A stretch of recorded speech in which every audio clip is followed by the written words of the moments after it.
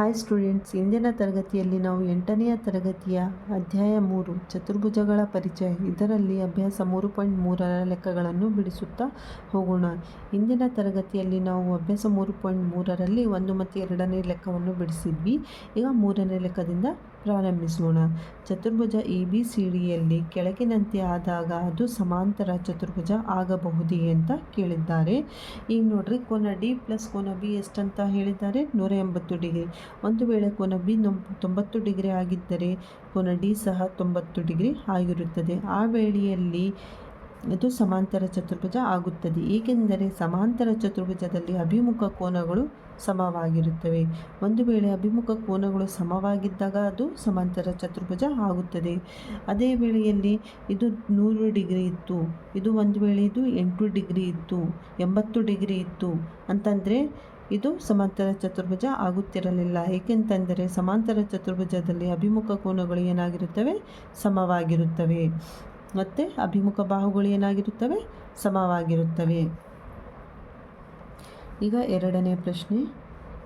AB = DC = 8 centimetre, AD = 4 centimetre ಮತ್ತು BC = 4.4 centimetre. AB ಎಷ್ಟಂತ ಕೊಟ್ಟಿದ್ದಾರೆ ಅವರು? 8 ಸೆಂಟಿಮೀಟರ್. ಮತ್ತು DC ಎಷ್ಟು ಕೊಟ್ಟಿದ್ದಾರೆ? 8 ಸೆಂಟಿಮೀಟರ್. AD ಇಲ್ಲಿ ನೋಡಿರಿ, ADಯ ಬೆಲೆ ಎಷ್ಟು ಸೆಂಟಿಮೀಟರ್? 4 ಸೆಂಟಿಮೀಟರ್. BCಯ ಅಳತೆ ಎಷ್ಟಿದೆ? 4.4 ಸೆಂಟಿಮೀಟರ್. ನಾವು ಇಲ್ಲಿ ನೋಡಿದ್ವಿ ಮೇಲೆ ಸಮಾಂತರ ಚತುರ್ಭುಜದಲ್ಲಿ ಅಭಿಮುಖ ಕೋನಗಳು ಸಮವಾಗಿರುತ್ತವೆ ಮತ್ತು ಅಭಿಮುಖ ಬಾಹುಗಳು ಏನಾಗಿರುತ್ತವೆ? ಸಮವಾಗಿರುತ್ತವೆ. ಅಂತಂದರೆ ಇದು 2 ಸೆಂಟಿಮೀಟರ್ ಇದ್ದರೆ ಇದನ್ನು ಸಹ 2 ಸೆಂಟಿಮೀಟರ್, ಇದು 3 ಸೆಂಟಿಮೀಟರ್ ಇದ್ದರೆ ಇದರ ಅಭಿಮುಖ ಬಾಹು ಇದು ಸಹ 3 ಸೆಂಟಿಮೀಟರ್ ಆಗಿರುತ್ತದೆ. ಇದರಲ್ಲಿ ನೋಡ್ರಿ, ಈ ಬಾಹುವಿನ ಅಳತೆ ಸೇಮ್ ಇದೆ. ಆದರೆ ನೋಡ್ರಿ, ADಯ ಅಳತೆ BCಗೆ ಸಮವಾಗಿಲ್ಲ. ಏಕೆಂತಂದರೆ ADಯ ಅಳತೆ 4 ಸೆಂಟಿಮೀಟರ್ ಇದೆ, BCಯ ಅಳತೆ 4.4 ಸೆಂಟಿಮೀಟರ್ ಇದೆ. ಒಂದು ಜೊತೆ ಅಭಿಮುಖ ಬಾಹು ಸಮವಿದೆ, ಇನ್ನೊಂದು ಜೊತೆ ಅಭಿಮುಖ ಬಾಹು ಸಮವಾಗಿಲ್ಲ. ಆದರೆ ಇದು ಸಮಾಂತರ ಚತುರ್ಭುಜ ಆಗಿರಬೇಕಾಗಿದ್ದರೆ ಎಲ್ಲ ಅಂತಂದರೆ 2 ಜೊತೆ ಅಭಿಮುಖ ಬಾಹುಗಳು ಏನಾಗಿರಬೇಕಿತ್ತು? ಸಮವಾಗಿರಬೇಕಿತ್ತು. ಇಲ್ಲಿ ಕೇವಲ ಒಂದೇ ಜೊತೆ ಅಭಿಮುಖ ಬಾಹು ಸಮವಿದೆ, ಇನ್ನೊಂದು ಜೊತೆ ಅಭಿಮುಖ ಬಾಹು ಸಮವಾಗಿಲ್ಲ. ಆದ್ದರಿಂದ ಸಮಾಂತರ ಚತುರ್ಭುಜ ಆಗುವುದಿಲ್ಲ, ಏಕೆಂದರೆ ಅಭಿಮುಖ ಬಾಹುಗಳಾದ ಇಲ್ಲಿ ನೋಡ್ರಿ AD BCಗೆ ಸಮವಾಗಿಲ್ಲ. ಇದು 4 AD 4 ಇದ್ದರೆ BC ಎಷ್ಟಿದೆ? 4.4 ಸೆಂಟಿಮೀಟರ್ ಇದೆ. ಆದ್ದರಿಂದ ಇದು ಸಮಾಂತರ ಚತುರ್ಭುಜ ಆಗುವುದಿಲ್ಲ. 3ನೇ ಪ್ರಶ್ನೆ. ಕೋನ A = 70 ಡಿಗ್ರಿ ಮತ್ತು ಕೋನ C = 65 ಡಿಗ್ರಿ. ಈಗ ಒಂದು ಸಮಾಂತರ ಚತುರ್ಭುಜ ABCD. ಕೋನ ಎಷ್ಟು ಕೊಟ್ಟಿದ್ದಾರೆ? 70 ಡಿಗ್ರಿ. ಮತ್ತು B ಮತ್ತು Dಯ ಕೋನದ ಅಳತೆಗಳು ಅವರು ಕೊಟ್ಟಿಲ್ಲ. ಅದೇ ಕೋನ Cಯ ಅಳತೆ ಎಷ್ಟು ಅಂತ ಕೊಟ್ಟಿದ್ದಾರೆ? 65 ಡಿಗ್ರಿ. ಇದು ಸಮಾಂತರ ಚತುರ್ಭುಜ ಆಗುವುದಿಲ್ಲ, ಏಕೆಂದರೆ ಕೋನ A ಮತ್ತು ಕೋನ Cಯ ಅಳತೆಗಳು ಏನಾಗಿವೆ? ಕೋನದ ಅಳತೆಗಳು ಬೇರೆ ಬೇರೆ ಆಗಿವೆ. ಸಮಾಂತರ ಚತುರ್ಭುಜ ಆಗಿರಬೇಕಂತಂದರೆ ಅಭಿಮುಖ ಬಾಹುಗಳು ಏನಾಗಿರಬೇಕು? ಅಭಿಮುಖ ಕೋನಗಳು ಏನಾಗಿರಬೇಕು?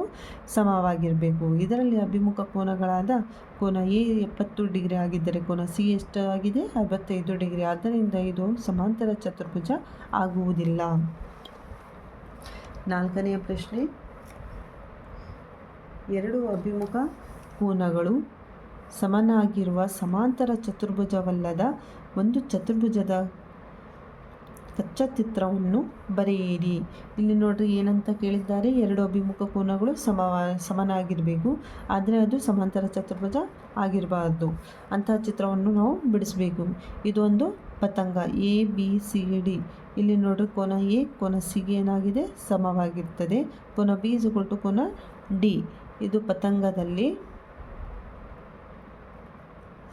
ಕೋನ A ಕೋನ Cಗೆ, ಕೋನ B ಕೋನ Dಗೆ ಸಮವಾಗಿದೆ. ಕೋನಗಳು ಸಮನಾಗಿವೆ, ಆದರೆ ಅಭಿಮುಖ ಬಾಹುಗಳು ಇಲ್ಲಿ ಏನಾಗಿಲ್ಲ? ಸಮವಾಗಿಲ್ಲ. ಆದ್ದರಿಂದ ಇದು ಸಮಾಂತರ ಚತುರ್ಭುಜ ಅಲ್ಲ. ಈಗ 5ನೇ ಪ್ರಶ್ನೆ. ಒಂದು ಸಮಾಂತರ ಚತುರ್ಭುಜದಲ್ಲಿ 2 ಪಾರ್ಶ್ವಕೋನಗಳ ಅಳತೆಗಳು 3:2 ಅನುಪಾತದಲ್ಲಿವೆ. ಸಮಾಂತರ ಚತುರ್ಭುಜದ ಪ್ರತಿ ಕೋನವನ್ನು ಕಂಡುಹಿಡಿಯಿರಿ. ಈಗ ನೋಡ್ರಿ ಅವರೇ ಹೇಳಿದ್ದಾರೆ, ಒಂದು ಸಮಾಂತರ ಚತುರ್ಭುಜ ಇದೆ, ಅದರಲ್ಲಿ ಎರಡು ಪಾರ್ಶ್ವಕೋನಗಳು ಅಂತಂದರೆ ಅಕ್ಕಪಕ್ಕದ ಯಾವುದಾದರೂ ಎರಡು ಕೋನಗಳು ತಗೋರಿ ನೀವು, ಅವೆರಡು ಪಾರ್ಶ್ವಕೋನಗಳಾಗಿರುತ್ತವೆ. ಉದಾಹರಣೆಗೆ ಎ ಬಿ ಇದು ಪಾರ್ಶ್ವಕೋನ, ಎ ಡಿ ಪಾರ್ಶ್ವಕೋನ, ಡಿ ಸಿ ಪಾರ್ಶ್ವಕೋನ, ಸಿ ಬಿ ಪಾರ್ಶ್ವಕೋನ, ಬಿ ಎ ಪಾರ್ಶ್ವಕೋನ ಅಂತಂದರೆ ಯಾವುದಾದರೂ ಎರಡು ಅಕ್ಕಪಕ್ಕ ಕೋನಗಳನ್ನು ತಗೊಂಡ್ರೆ ಅದರ ಅನುಪಾತ 3:2 ಅನುಪಾತದಲ್ಲಿವೆ. ಸಮಾಂತರ ಚತುರ್ಭುಜದ ಪ್ರತಿ ಕೋನವನ್ನು ನಾವು ಇಲ್ಲಿ ಕಂಡು ಹಿಡಿಯಬೇಕು. ಇಲ್ಲಿ ನೋಡ್ರಿ ಒಂದು ಚತುರ್ಭುಜವನ್ನು ನಡೆಸಿದ್ದೇನೆ, ಎ ಬಿ ಸಿ ಡಿ. ಯಾವುದಾದ್ರೂ ಎರಡು ಕೋನಗಳನ್ನು ತಗೋಬೋದು ನೀವು. ನಾನು ಇಲ್ಲಿ ಎ ಮತ್ತು ಬಿ ಅನ್ನು ತಗೊಂಡಿದ್ದೇನೆ. ನೀವು ಬಿ ಅನ್ನು ಸಿ ಮತ್ತು ಸಿ ಅನ್ನು ಡಿ ನ ಎ ಯಾವುದಾದ್ರೂ ಎರಡು ಕೋನಗಳನ್ನು ತಗೋಬಹುದು. ಇಲ್ಲಿ ನಾನು ಎ ಬಿ ಕೋನಗಳನ್ನು ತೆಗೆದುಕೊಂಡಿದ್ದೇನೆ. ಕೋನ ಎ ಪ್ಲಸ್ ಕೋನ ಬಿ ಅಂತಂದರೆ ಎರಡು ಪಾರ್ಶ್ವಕೋನಗಳ ಮೊತ್ತ ಎಷ್ಟಾಗಿರುತ್ತದೆ ಸಮಾಂತರ ಚತುರ್ಭುಜದಲ್ಲಿ? 180 ಡಿಗ್ರಿ. ಎ ಬಿ ಕೂಡಿಸಿದರೆ 180, ಬಿ ಸಿ ಕೂಡಿಸಿದರೆ 180, ಸಿ ಡಿ ಕೂಡಿಸಿದರೆ 180, ಡಿ ಎ ಕೂಡಿಸಿದರೆ 180. ಇಲ್ಲಿ ನೋಡ್ರಿ ಕೋನ ಎ ಪ್ಲಸ್ ಕೋನ ಬಿ ಕೂಡಿಸಿದರೆ ಎಷ್ಟು ಆಗಿರುತ್ತದೆ? 180 ಡಿಗ್ರಿ. ಇಲ್ಲಿ ನೋಡ್ರಿ ಅನುಪಾತವನ್ನು ಕೊಟ್ಟಿದ್ದಾರೆ. ಕೋನ ಎನ ಅನುಪಾತ ಎಷ್ಟು? 3x.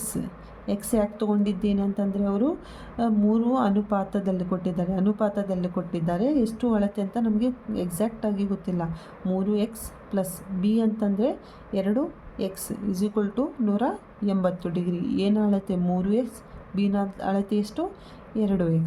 3x plus 2x ಕೂಡಿಸಿದರೆ 5x = 180 degree. ಈಗ ಎಕ್ಸ್ನ ಬೆಲೆ ಕಂಡುಹಿಡಿಯದಿದೆ. x = 180 divided by 5. 5 1 5, 5 3 15. ಎಷ್ಟು ಉಳಿತೀಗ? 3. 5 6 30. ಎಕ್ಸ್ನ ಬೆಲೆ ಎಷ್ಟು? 30. ಈಗ ನಮ್ಗೆ ಎಕ್ಸ್ನ ಬೆಲೆ ಸಿಕ್ಕಿದೆ. ಕೋನ ಎ ಯಲ್ಲಿ 3x ಹಾಕಿ ಎಕ್ಸ್ನ ಬೆಲೆಯನ್ನು ಹಾಕಬೇಕು ಮತ್ತು ಕೋನ ಬಿ ಯಲ್ಲಿ ಎಕ್ಸ್ನ ಬೆಲೆ ಹಾಕಬೇಕು. x ಎಲ್ಲಿದೆಯೋ ಅಲ್ಲಿ 36 ಹಾಕಬೇಕು. ಈಗ ಕೋನ ಎ ನೋಡ್ರಿ, ಕೋನ ಎ = 3x ಅಂತಂದರೆ 3ಗೆ 3, ಎಕ್ಸ್ನ ಬೆಲೆ ಎಷ್ಟು ಸಿಕ್ಕಿದೆ? 36. ಇನ್ನು ನೋಡ್ರಿ 6 3 18, 8 10 1, 3 3 9 10 1 10, 108. ಕೋನ ಎನ ಅಳತೆ ಎಷ್ಟು? 108. ಈಗ ಕೋನ ಬಿ = 2x. 2ಗೆ 2, ಎಕ್ಸ್ನ ಬೆಲೆ ಎಷ್ಟು ಸಿಕ್ಕಿತ್ತು? 36. 6 2 12, 2 10 1, 3 2 6 ಪ್ಲಸ್ 1 7, 72 ಅಂತಂದರೆ ಇದರಲ್ಲಿ ಕೋನ ಎಯು ಕೋನ ಸಿಗೆ ಸಮವಾಗಿರುತ್ತದೆ, ಕೋನ ಬಿಯು ಕೋನ ಡಿಗೆ ಸಮವಾಗಿರುತ್ತದೆ. ಕೋನ ಎ ಎಷ್ಟು ಸಿಕ್ಕಿದೆ? 108. ಇದು 108 ಇದ್ದರೆ ಇದು 108 ಆಗಿರುತ್ತದೆ. ಮತ್ತು ಕೋನ ಬಿ ಇದು 72 ಡಿಗ್ರಿ ಆಗಿದ್ದರೆ ಇದು ಸಹ 72 ಡಿಗ್ರಿ ಆಗಿರುತ್ತದೆ. ಆದ್ದರಿಂದ ಕೋನ ಎ = ಕೋನ ಸಿ ಅಂತಂದರೆ 108 ಡಿಗ್ರಿ. ಯಾಕಂತಂದರೆ ಸಮಾಂತರ ಚತುರ್ಭುಜದಲ್ಲಿ ಅಭಿಮುಖ ಕೋನಗಳು ಸಮನಾಗಿರುತ್ತವೆ. ಕೋನ ಬಿ 72 ಡಿಗ್ರಿ ಆಗಿದ್ದರೆ ಅದರ ಅಭಿಮುಖ ಕೋನವಾದ ಕೋನ ಡಿಯು 72 ಡಿಗ್ರಿ ಆಗಿರುತ್ತದೆ. ಏಕೆಂದರೆ ಅಭಿಮುಖ ಕೋನಗಳು ಸಮಾಂತರ ಚತುರ್ಭುಜದಲ್ಲಿ ಸಮವಾಗಿರುತ್ತವೆ. ಈಗ 6ನೇ ಪ್ರಶ್ನೆ. ಒಂದು ಸಮಾಂತರ ಚತುರ್ಭುಜದಲ್ಲಿ ಎರಡು ಪಾರ್ಶ್ವಕೋನಗಳು ಏನಂತ ಅಂದಿದ್ದಾರೆ? ಒಂದು ಸಮಾಂತರ ಚತುರ್ಭುಜ ಇದೆ, ಅದರಲ್ಲಿ ಎರಡು ಪಾರ್ಶ್ವಕೋನಗಳು, ಎರಡು ಅಕ್ಕಪಕ್ಕದ ಕೋನಗಳು ಸಮವಾಗಿದ್ದಾವೆ. ಸಮಾಂತರ ಚತುರ್ಭುಜದ ಪ್ರತಿ ಕೋನದ ಅಳತೆಗಳನ್ನು ಕಂಡುಹಿಡಿಯಿರಿ. ಏನು ನೋಡ್ರಿ, ಎ ಬಿ ಸಿ ಡಿ ಒಂದು ಚತುರ್ಭುಜ. ಇದರಲ್ಲಿ ಕೋನ ಎ ಪ್ಲಸ್ ಬಿ ಯಾವುದಾದ್ರೂ ಎರಡು ಕೋನವನ್ನು ತೆಗೆದುಕೊಳ್ಳಬಹುದು. A B, B C, C D, D ಯಾವುದಾದ್ರೂ ಎರಡು. ನಾನು ಇಲ್ಲಿ ಎ ಮತ್ತು ಬಿ ಯ ಕೋನವನ್ನು ತೆಗೆದುಕೊಂಡಿದ್ದೇನೆ. ಎರಡು ಪಾರ್ಶ್ವಕೋನಗಳ ಮೊತ್ತ ಎಷ್ಟಾಗಿರುತ್ತದೆ? 180 ಡಿಗ್ರಿ ಆಗಿರುತ್ತದೆ. ಈಗ ನಮಗೆ ಸಮನಾಗಿದ್ದಾವೆ ಅಂತ ಕೊಟ್ಟಿದ್ದಾರೆ. ಆದ್ದರಿಂದ ನಾನು ಇಲ್ಲಿ ಎಕ್ಸ್ ಮತ್ತು ಎಕ್ಸನ್ನು ತೆಗೆದುಕೊಂಡಿದ್ದೇನೆ. ಇಲ್ಲಿ ಪ್ರಶ್ನೆಯಲ್ಲಿ ಕೇಳಿದ್ದಾರೆ ಅವರು ಎರಡು ಪಾರ್ಶ್ವಕೋನಗಳು ಸಮನಾಗಿದ್ದಾವೆ. ಇಲ್ಲಿ ಎಕ್ಸ್ ಅನ್ನು ತಗೋಬೋದು, ವೈ ಅನ್ನು ತಗೋಬೋದು, ಝೆಡ್ ಅನ್ನು ತಗೋಬೋದು. ಇಲ್ಲಿ ನಾನು ಎಕ್ಸ್ ಯಾಕಂತಂದರೆ ಸಮವಾಗಿ ಇದ್ದಾವೆ ಅಂತ ಅವರು ಹೇಳಿದ್ದಾರೆ. ಬೇರೆ ಬೇರೆ ಅಂತಂದರೆ ಎಕ್ಸ್ ವೈ ಅನ್ನು ತೆಗೆದುಕೊಳ್ಳಬೇಕು. ಇಲ್ಲಿ ಎರಡು ಪಾರ್ಶ್ವಕೋನಗಳು ಸಮವಾಗಿದ್ದಾವೆ ಅಂತ ಹೇಳಿದ್ದಾರೆ. ಅದಕ್ಕಾಗಿ ನಾನು ಎಕ್ಸ್ ಮತ್ತು ಎಕ್ಸನ್ನು ತೆಗೆದುಕೊಂಡಿದ್ದೇನೆ. X plus X = 180 degree. 1x plus 1x 2x = 180 degree. X = 180 divided by 2. 2 1 2, 2 9 18 ಸೊನ್ನೆಗೆ 0. ಎಕ್ಸ್ನ ಬೆಲೆ ಎಷ್ಟು ಸಿಕ್ಕಿತು? 90. ಅಂತಂದರೆ ಕೋನ ಎ 90 ಆದರೆ ಕೋನ ಸಿನೂ ಎಷ್ಟಾಗುತ್ತದೆ? 90. ಈಗ ನೋಡ್ರಿ, ಕೋನ ಬಿ ಎಕ್ಸ್ ಅಂತ ತೊಗೊಂಡಿದ್ವಿ. ಎಕ್ಸ್ನ ಬೆಲೆ ಎಷ್ಟು ಸಿಕ್ಕಿತೀಗ? 90. ಅಂತಂದರೆ ಕೋನ ಬಿ 90 ಆದರೆ ಕೋನ ಡಿ ಯು ಸಹ ಎಷ್ಟಾಗುತ್ತದೆ? 90 ಡಿಗ್ರಿ. ಏಕೆಂತಂದರೆ ಅಭಿಮುಖ ಕೋನಗಳು ಸಮವಾಗಿರುತ್ತವೆ. ಕೋನ ಎ ಇಸ್ ಈಕ್ವಲ್ ಟು ಕೋನ ಸಿ 90 ಡಿಗ್ರಿ, ಕೋನ ಡಿ ಇಸ್ ಈಕ್ವಲ್ ಟು ಕೋನ ಬಿ ಅಂತಂದರೆ 90 ಡಿಗ್ರಿ. ಈಗ 7ನೆಯ ಪ್ರಶ್ನೆ. ಸಮಾಂತರ ಚತುರ್ಭುಜ ಹೋಪ್ ಆಗಿದೆ. ಇದರಲ್ಲಿ XYZ ಅಳತೆಗಳನ್ನು ಕಂಡುಹಿಡಿಯಿರಿ. ಅವುಗಳನ್ನು ಕಂಡುಹಿಡಿಯಲು ಬಳಸಿದ ಗುಣವನ್ನು ತಿಳಿಸಿ. ಅವರು ಹೇಳಿದ್ದಾರೆ, ಒಂದು ಸಮಾಂತರ ಚತುರ್ಭುಜ ಇದೆ HOPE ಹೋಪ್. ಇದರಲ್ಲಿ XY ಮತ್ತು Z ಅಳತೆಗಳನ್ನು ನಾವಿಲ್ಲಿ ಕಂಡುಹಿಡಿಯಬೇಕು. ಈಗ ನೋಡ್ರಿ, ಈ ಕೋನ EHP ಮತ್ತು ಕೋನ HPO ಅಂತಂದರೆ ಕೋನ H ಕೋನವು ಕೋನ P. ಇಲ್ಲಿ ಇವೆರಡು ಕೋನಗಳು ಪರ್ಯಾಯ ಕೋನಗಳು. ಇವೆರಡು ಕೋನಗಳು ಯಾವ ಕೋನಗಳು? ಪರ್ಯಾಯ ಕೋನಗಳು. ಅಂತಂದರೆ H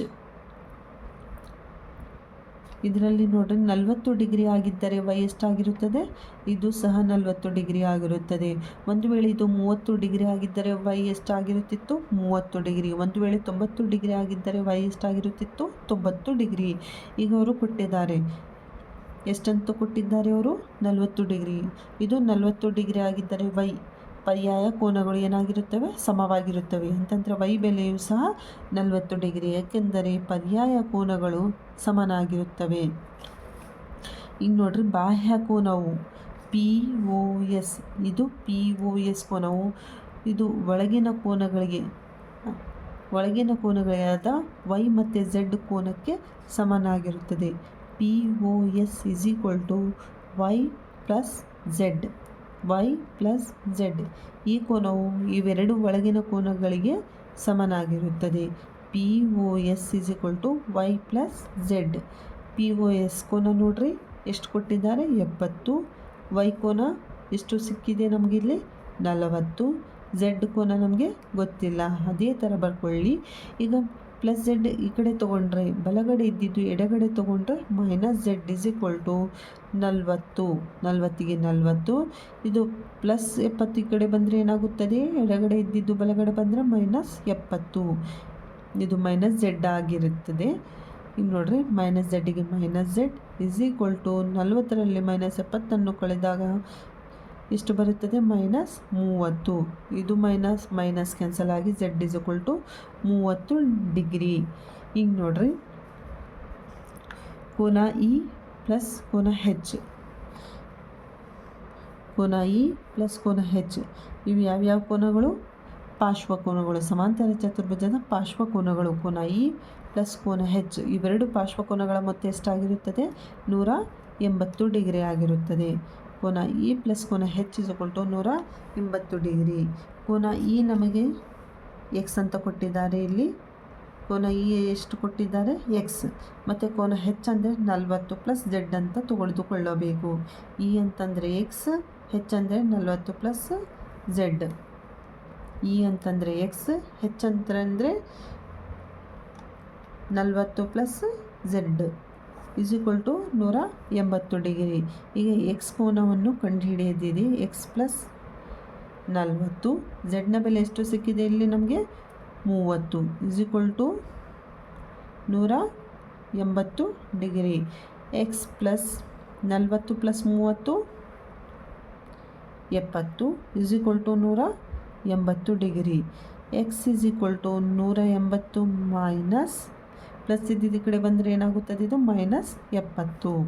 X is equal to 180ರಲ್ಲಿ 70 ಕಳೆದರೆ ಎಷ್ಟು ಬರುತ್ತದೆ? ಇದು 110 ಡಿಗ್ರಿ. ಅಂತಂದರೆ Xನ ಬೆಲೆ ಎಷ್ಟು? 110 ಡಿಗ್ರಿ. ಇದುವರೆಗೆ ನಾವು 7ನೇ ಪ್ರಶ್ನೆ ತನ್ನ ಲೆಕ್ಕವನ್ನು ಬಿಡಿಸಿದ್ದೇವೆ. ಮುಂದಿನ ತರಗತಿಯಲ್ಲಿ 8ನೇ ಲೆಕ್ಕದಿಂದ ಪ್ರಾರಂಭಿಸೋಣ. ವಿಡಿಯೋ ಇಷ್ಟ ಆಗಿದ್ದರೆ ಲೈಕ್ ಮಾಡಿ ಮತ್ತು ಚಾನಲನ್ನು ಸಬ್ಸ್ಕ್ರೈಬ್ ಮಾಡಿ.